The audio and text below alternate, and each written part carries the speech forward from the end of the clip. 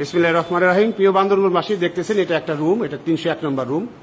এখানে কতজন স্টুডেন্ট আছে? আমাদের 78 জন স্টুডেন্ট আছে। এই 78 স্টুডেন্টের আজকের পরীক্ষা হলো বাংলা প্রথম পত্র, বাংলা দ্বিতীয় পত্র মিলিয়ে ওদের প্রি টেস্ট পরীক্ষা। এখন এইখানে যে আপনি দেখতেছেন দাঁড়ানো 1 জন, 2 জন, 3 জন, 4 জন আর হলো 5 জন। এই 5 জন ছাত্র ছাত্রী আমাকে চিনে যে আমি তাদের কলেজের স্যার এবং তাদের কোন সাবজেক্ট আমি পড়াই। বাকি যারা বসে আছে একটা ছেলে মেয়ে আমার নাম জানে না, আমি কোন সাবজেক্টের টিচার সেটা তারা জানে না।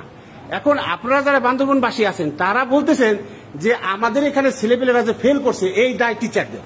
এখন আমাকে যারা যে চেনে না, আপনারা বলেন কেন চেনে না? আমি কি তাহলে আপনাদের এই স্টুডেন্টের বাড়িতে যেয়ে পড়ে আসবো নাকি তারা কলেজে এসে পড়বে? এই প্রশ্ন আমি আপনাদের কাছে রেখে গেলাম যে 78 জনের মধ্যে মাত্র 5 জন ছাত্রছাত্রী আমাকে চিনে, আমি যে তাদের কলেজের টিচার এবং আমি কোন সাবজেক্টের টিচার এটা তারা জানে, আর বাকিরা জানে না। আমার নাম জানে না, আমি কোন সাবজেক্ট পড়াই তারা জানে না। অনেকে ওই যে মুখের কাছে হাত রেখে দিচ্ছে যাতে তাকে কেউ চিনতে না পারে, তারা এখন লজ্জা লাগছে। তাহলে আপনারা বান্দরবানবাসী অথবা বিভিন্ন জায়গা থেকে যে কথাগুলো বলতেছেন, আপনারা আগে নিজেদের কাছে প্রশ্ন করেন তাহলে এই শিক্ষার পরিবেশটা কি? আর আপনাদের ছেলেপেলেদেরকে এখন আমরা বাসায় যে রশি দিয়ে বেঁধে তারপর টেনে নিয়ে আসবো, এটা আমি প্রশ্ন রাখলাম আপনাদের কাছে।